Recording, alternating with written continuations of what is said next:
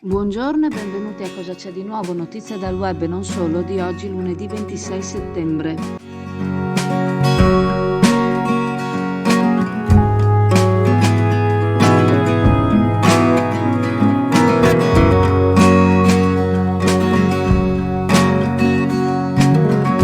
Le prime segnalazioni inviate da automobilisti di passaggio transitanti per la Romea e da residenti di Cabianca ci sono arrivate attorno alle 16 di domenica pomeriggio e le immagini erano già drammatiche.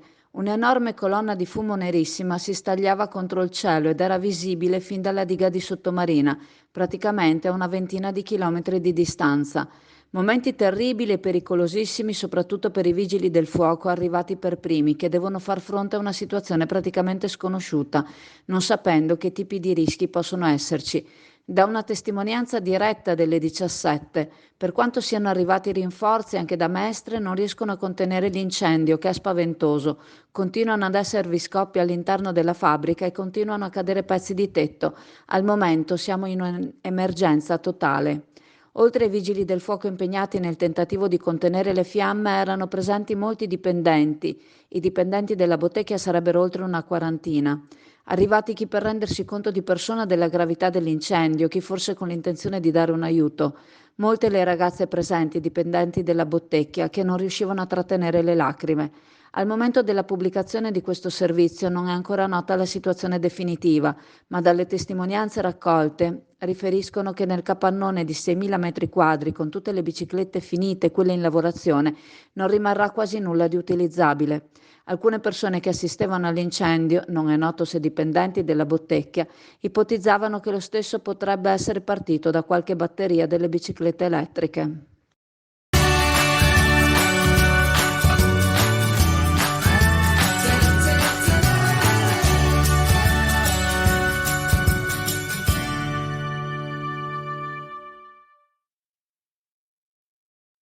Alle 16:25 l'incendio era già dirompente, lo vediamo dalle prime immagini che il sindaco di Cavarzere, Pierfrancesco Munari, ha pubblicato sul proprio profilo di Facebook.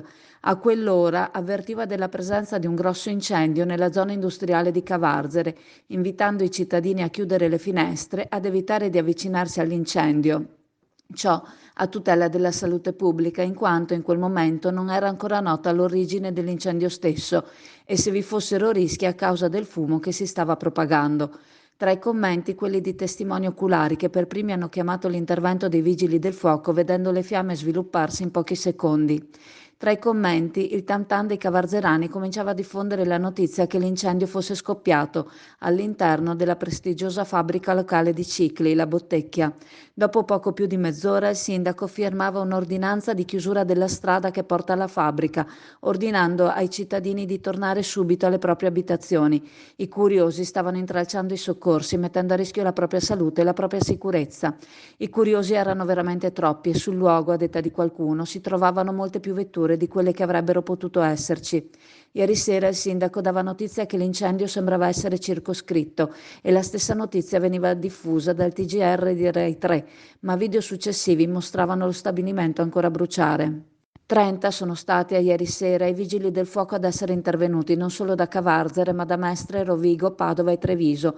Il sindaco ha avuto un pensiero per la proprietà dell'azienda centenaria e per i tanti lavoratori dipendenti della stessa, assicurando a tutti loro, per quanto possibile, la disponibilità dell'amministrazione comunale per ricostruire lo stabilimento, una realtà fondamentale nell'economia e nel pregio della città.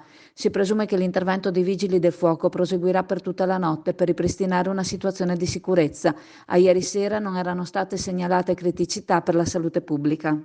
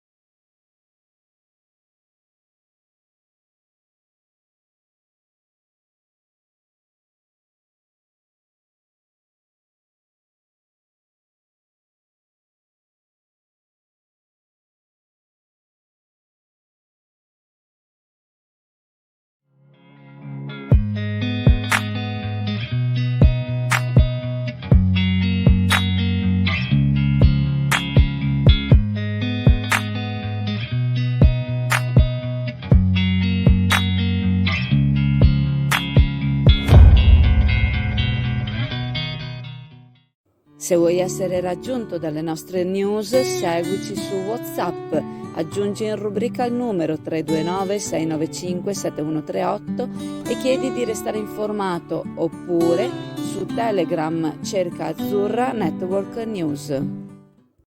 Ieri, 25 settembre, è stata la giornata del donatore di sangue. La mattinata è stata ricca di momenti commemorativi. L'associazione, attraverso la quale in tantissimi donano il proprio sangue a chi ne ha necessità, ieri ha avuto la sua giornata di ritrovo, in cui sono state condivise commemorazioni e momenti conviviali. Alla presenza del presidente Nevio Boscolo Cappon, i donatori e i simpatizzanti si sono ritrovati in mattinata in Campo Marconi, presso il monumento dedicato all'Avis, dove è stata deposta una corona d'alloro. In seguito il corteo si è spostato verso San Giacomo, accompagnato dal gruppo musicale Disco Stagiare Street Band. Qui è stata deposta una corona al monumento ai caduti e i donatori hanno partecipato alla Santa Messa. Il corteo si è poi spostato all'Auditorium San Nicolò, dove i donatori benemeriti sono stati premiati, sotto l'egida del presidente Cappon e delle autorità presenti. Al termine il pranzo sociale ha riunito tutti in una grande festa, ammirevoli donatori di Avis, i quali elargiscono un dono altruista e senza uguali alla comunità. Allora, siamo alla CAM, questa che vedete, questa bestia che vedete è una ragosta da 3 kg, questo solo per mostrarvi una parte della commercializzazione che c'è da CAM, che è praticamente il primo in Italia sia come quantità sia come qualità. Ci sono tantissime varietà di crostacei da tutte le parti del mondo, quindi quando noi vi mostriamo lo spot, quello del negozio, della vetrina, la vetrina è solo una piccola parte del fatturato qui della CAM, che è una delle aziende del pesce più grande, non solo di Chioggia, ma praticamente all'interno del territorio nazionale. L'assessore alla protezione civile della regione Veneto, Bottacin, lo scorso venerdì a Senigallia ha incontrato prima il sindaco e l'amministrazione della città martoriata dall'alluvione. Ha poi incontrato i volontari giunti dal Veneto per aiutare ad alleviare le ferite di un territorio martoriato dal maltempo. Dopo aver visitato Senigallia, l'assessore si è rivolto a Ostra, un altro comune che nei giorni scorsi ha vissuto l'apocalisse. Ho apprezzato molto i ringraziamenti, ha affermato l'assessore, rivolti dal sindaco di Senigallia ai volontari della Protezione Civile del Veneto, e ha voluto sottolineare la coordinazione delle organizzazioni che ha potuto garantire una risposta concreta ai cittadini marchigiani, i quali a loro volta hanno fermato lo stesso assessore per la strada per ringraziare il Veneto e i suoi volontari. La Regione ha voluto subito dimostrare la sua vicinanza alle città marchigiane così colpite, mettendo in campo uomini e mezzi. Se sarà necessario, la Regione garantirà ulteriori supporti, in accordo col Presidente della Regione stessa.